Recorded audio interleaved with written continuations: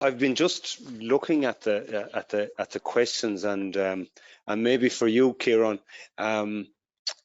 there's a number of questions on if I have a couple of pieces of investment, maybe 3 or 4 items of machinery that I'm looking for. So should I put in all the applications in the one, or should there be separate applications? And then there's a similar question around equipment and structure. So an equipment and a building, should that be all the one application, or should I put in separate applications? And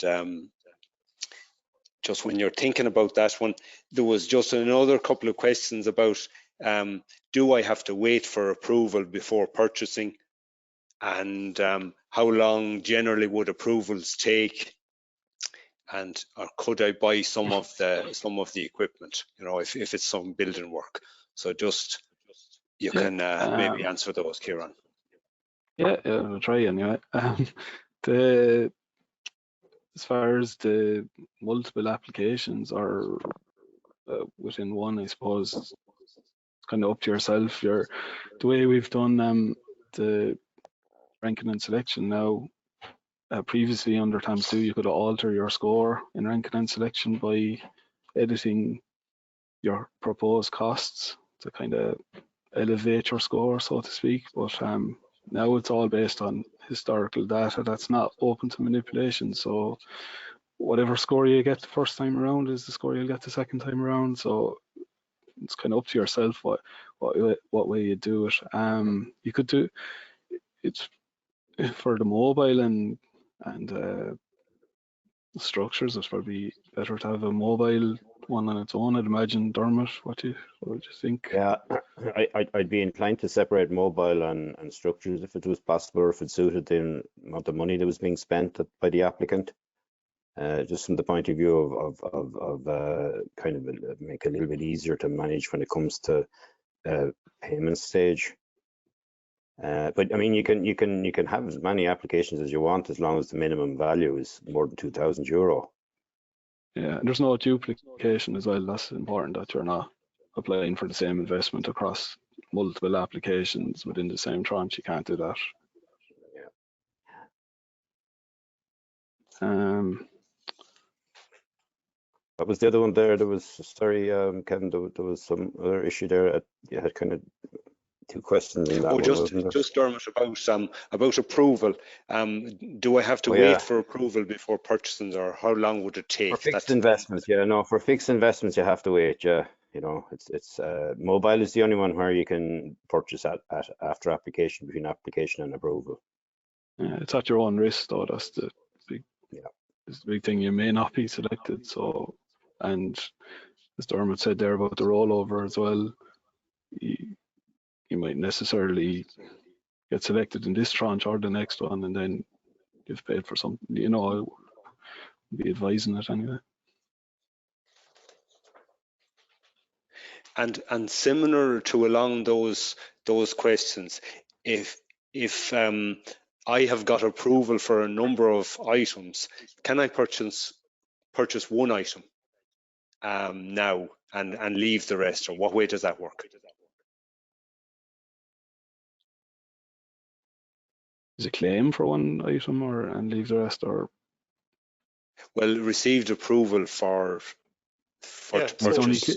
he's only claiming for one. You got approval for 5. This kind of thing, isn't it? That's correct. Yeah. Well, I mean, you can do that. Technically, we can do that, all right, yeah. But if you only claim one of them and there's 5 on the claim, then you might have to reapply for the 4 again if you want to. You can't just reignite the claim. Yeah, you can't do part claims. Yeah. Like if you make a claim on if you put in an application for 4 pieces of equipment and you decide to buy one, then in effect you that the 3 that you didn't purchase have to be applied for separately again. You can't reignite the same application. Okay. No, that clarifies that one. Thank you. Thanks. And I see a question there. it's what are the stocking rate? I don't know, maybe we could get more information on that, but referring to stocking rates, is there a stocking rates criteria built into the terms and conditions? Well, there would be the usual requirements, you know, the same as for, you know, the nitrates regulations would cover a lot of people, and I can't imagine that to be too many people in the organics would be suffering under any constraints to do with the various levels for derogation or for nitrates checks. There will be some investments that will need nitrates checks, but I can't imagine the stocking rates in organic are going to be a problem for any applicant. And we can check them for specific investment items. There would be some checks carried out. And we'll be using the same we'll be using the same information we'd be using for any applicants in any of the schemes in terms of compliance with nitrates rules, you know. Yeah, and I might just add in that. Thanks, Dermot. So the organic farmer can't exceed the 170 kilos of nitrogen per hectare? He'd need derogation, surely. No. 170. He or she has to stay under the 170. Okay, thanks, James. But one way it could impact would be if there was ranking selection, anybody with a higher stocking rate would be likely to have less chance of being funded compared to someone with a lower stocking rate. That's just, but again, the differences are not enormous, you know. Kevin, could I ask a question there? Sure, Jack, yeah. There's a man there with an existing silage pit that would like to convert to a produce store. Is it okay to get a grant on roofing and converting the existing base? Or does he have to demolish the whole thing and start again, or what's the setup? And then what's the time frame between application and approval?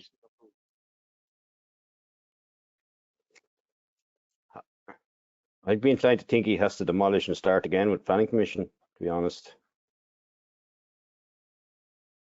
And the time for approval, I mean, at the moment it could be early autumn, late summer, early autumn before any approvals will be issued on the organic scheme in the first tranche, just to be honest about it.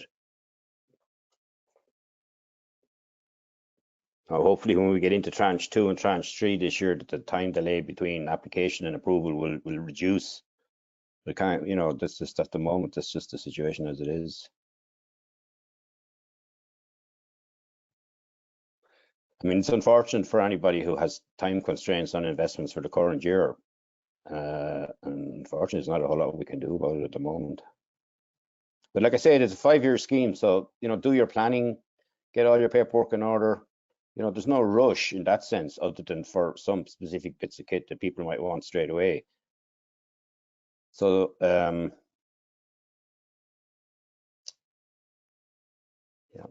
There was, I think I saw one question as well from somebody. Did somebody ask a question about robot milking machines in organic farming? There's no reason why you couldn't buy one. No, that they're eligible. They're in the list. Okay. Dermot, there's another question there. Second-hand equipment, eligibility of second-hand equipment. No, unless it's a trade-in like for like. Second-hand equipment is not allowed. We won't grant date second-hand equipment. We will allow for trade-in like for like on mobile equipment, but not second-hand on anything. And you can grant your grant aid in sheep livestock sheds. Say there's a question here: is the grant only for grain stores, or can a grant be got for sheep sheds? So it's livestock, any livestock facility, isn't it? Just let me have a quick look back at the thing here, at the list, because I think we might have put that down for all intelligent, in which case we could probably consider changing it for sure if we haven't already, you know. Yeah. Does the planning have to be in the applicant's name? So if you apply for TAMS, does it have to be in your name, Dermot and Ciarán, or? Yeah, or the company name or whatever name you're using for. We prefer if we had the same name used for all documentation, because otherwise, you know, there could be questions asked, to be honest. And Ciarán, I suppose there's one here. He's an organic farmer, but he's wondering, should he apply for? I think it's a shed. It was under the organic capital investment or under the the animal, the other TAMS scheme, let's say. So if he's in, is he in the organic farming scheme? he's in the organic farm scheme, yes. Yeah. Sure, he'd be better to do it in that then, because he gets 60% instead of 40. Yeah, no, that's and just if I have what level of penalty would be applied if I don't remain organic for the full 5 years? Now this is one they're concerned about the lease, you know, the 5-year lease, and Dermot, you were saying that maybe you should get the lease for 6 years or more, you know.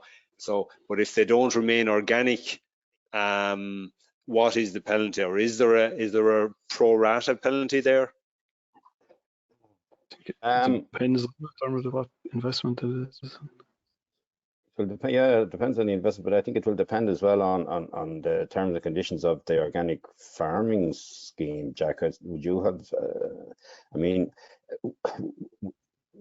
like we'd be suggesting that it, from the terms of a capital investment on leased property or on leased land, that coming towards the end of the lease period, I mean, we're not asking for necessarily people to get extended leases right now if it doesn't suit them or if they have an existing lease already in place, but just to be aware of the fact that that from the point of view of the capital investment scheme, there is a requirement for us to maintain ownership or entitlements to the property for the full duration of our scheme. Now, if they pull out of the organic farming scheme in the meantime, and if they, I don't know how you're going to handle that, Jack, when the time comes. Well, it's for organic farming applicants, so we'd expect them to be in the scheme. You know, that's it. They have to be in the scheme, or else the lower grant rate would apply. Is that? Yeah, and if somebody has been given the higher grant rate and then drops to the lower grant rate, we'd have a clawback probably on the 20% top up, but that'd be the extent of it initially. But from our experience, 95 or 6% are people that become organic, stay organic. So it's not genuinely an issue, you know. Could I ask a question there? We have people that need to put in place livestock housing by next winter. And there's a question here, can applications for livestock housing be prioritised? Is that possible within the scheme, that if you have planning already and you apply for livestock housing, will those approvals issue any quicker, or is everything dealt with the same, or what's the situation? They all go under one tranche, isn't it? Yeah, more or less dealt the same. You know, I mean, it would depend. See, there's a lot of pressure from a lot of different schemes at the moment to be given priority in terms of, you know, I want to get a fence up while I can buy creosote stakes. I want to be a young farmer when I'm still young. You know, there's a lot of pressure on prioritizing things, and certainly as far as if there was a relatively small number of capital investments for organics in terms of animal buildings, we'd have to look favorably on them. But whether it will result in them being approved any quicker or not, I couldn't guarantee it, to be honest. Yeah. And Dermot or Ciarán, have the prices been updated? There's a question here on the equipment price. I mean, we went through all the prices and all the equipment from all the schemes last year, and we got, you know, a range of prices from different range of suppliers, and, you know, we went from the highest to the lowest for virtually every category to see what we could strike as a kind of a middle ground in terms of reference cost. So, you know, if you want a particular piece of kit that's top of the range, high spec with lots of bells and whistles on it, then that's up to you. But if you and what we're pitching at is somewhere in the middle. We're not looking for a Rolls Royce, but at the same time, we want better than the absolute bare minimum. So obviously, you know, there's been changes in the market for machinery, and our information is that the raw materials are probably coming down a bit. So, you know, we'll review the costings, but they're as up to date as we can make them at the moment. And if what we will review is when the costings come in and when people come in with real invoices, we'll have a look at it. That's all I can say about it. And that would be normal procedure for TAMS anyway, that we would try and amend reference costings based on real life experience. But we're not going to be paying for the top piece of kit at the highest spec, unfortunately. Okay, and Dermot, there's a number of questions there on the types of equipment that are being grant aided, and I suppose where's the best place to refer them? I know, Ciarán, you might have outlined it, maybe you outline it again. Where do I look to see, is my piece of equipment there? You have to check the specifications documents to make sure that the piece of kit is as our spec outlines it. And you know, there are drawings and descriptions of all the pieces of machinery and what we mean by what when we it's the explanatory notes would probably help there, as well as the specifications documents which are associated with them. And there's a list of all that. Like, the explanatory notes are there to help you understand what we're looking for, but the specifications documents are there to give the actual preferred specifications. So, you know, we don't have a list of approved specific pieces of equipment by brand or by manufacturer or by supplier. It's up to the suppliers to match their specifications to our specifications to qualify, in effect. And I think it's up to every applicant to do their own little piece of research to make sure they're getting the right piece of kit that fulfills our specifications, whatever the supplier might be saying to you. Could I ask a question there, Kevin? Go ahead, Jack. Dermot, someone wants to replace slats in a shed with solid slabs, I suppose, for the 50% requirement for straw bedded, and that doesn't need planning, but they have internal agitation points. So will that shed be eligible at all? We will give them grant aid to take the agitation point out of the shed and put it outside. That's the solution to that one. You know, you can't get grant aid on a building with an internal agitation point, and that applies just for information to anyone else. For example, if you want to put solar panels on a shed, if there's an internal agitation point in that shed, the building is won't qualify for the solar panel grant. So the emphasis will be on getting the internal agitation points out of the buildings before you do any other investment, or do it as part of the investment. Yeah. Because there's one more thing, internal agitation points are not going to go away unless somebody takes them out. That's why we're focusing on them. Yes, Jack. Kevin, could I ask? Yeah, so there's nearly 350 people here today, which shows the level of interest, and it's brilliant. For all of those that are considering organic farming, there'll be farm walks coming up over the next couple of months, so we'll keep going on this, but just to highlight the level of interest that's here, and most of the people have stayed. But I just wonder, Martin, have you any questions there? Like, what are farmers asking you as an advisor? You're on mute there, Martin. Yeah, from my previous job as an advisor, I would have obviously helped farmers with a lot of applications, and just a couple of little pitfalls to watch out for maybe. If you're undecided on what type of a width of a machine when it comes to the equipment, you can't make up your mind whether you're going 3 or 4 meters. Make sure you put in for the 4 meter, because then if you go buy a 3 meter, you're fine. But if you put in for a 3 meter and then you suddenly go purchase 4, your costings will be well out of line. You know, little things like that. And the other thing then is, I suppose, things I would have noticed where there was mistakes made over the years, innocent, simple errors, where you might put in for a tine and a disc unit, and then you go ahead and you purchase just a tine only unit or a disc only. And then if that comes out and it's inspected, technically that can't be grant aided because it wasn't what you initially went for. You know, a little bit of thought, I suppose, into the process. Maybe Ciarán or Dermot might correct me there if I've said anything wrong, but it's just to be careful how you apply on, you know, just take your time. Yeah, the descriptions of the items and the matching up with the investment headings is important when it comes to the payment claim stage. It just makes it so much easier for us to process it, you know. Yeah, even actually in that video, the one in Pat Booth's farm, the machine he had there, the tined weeder, that's a 9-bock machine. And I was looking up time weeders, but actually it turns out to be a grass stroke straw harrow on the list of items, just to make sure that you put it in on the system as the correct machine. So on the TAMS system, that's actually down as a grass tine harrow or straw harrow. That's technically what that machine was, even though I was referring to it as a tine weeder in the video. So just make sure you have the right category. Yeah, there's a lot of crossover between these pieces of kit as to whether they're grassland or weeding or tillage or whatever, and it just pick the right category and make sure your piece of equipment you're buying fits into that category as far as our terms and conditions and specs are concerned, and you'll be okay from our point of view, you know. And like, technology is moving so fast. I was over in Holland looking at machinery there recently, mechanical weeding. And like, it's not just for the organic audience. I would say if there's any conventional audience members on site here, this is going to be the way forward as far as I can see, because of resistance issues to chemistry. But You know, what's going to be coming on stream, I would imagine going forward, the list will be getting updated as technology moves on, you know, with camera guided and intra-row type, not just inter-row type machines to take out the weeds, but machines that'll take out the weeds along the row as well. So, you know, I suppose it's constantly evolving, and you know, yeah, and I mean, we would be getting, as time goes on, plenty of representations from companies with new pieces of equipment. And one thing I would say is that the more information that any supplier can give to us, or on actual experience and actual results under Irish conditions, is always an advantage to getting a piece of equipment put onto our list. There's lots of equipment out there.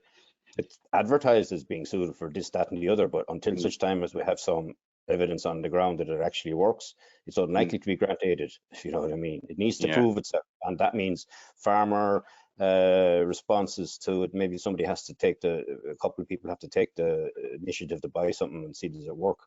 And maybe that's the research issue as well. But pieces of kit that look like they have a positive return, either for the environment or for the costs involved to the farmer, and they're cost effective as well as environmentally useful, then they would all be considered in future TAMS schemes.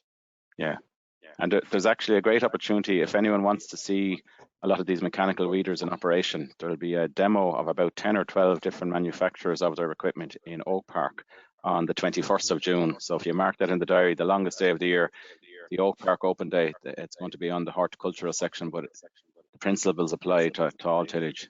So it's a great opportunity to meet the manufacturers as well, if anyone that wants to go.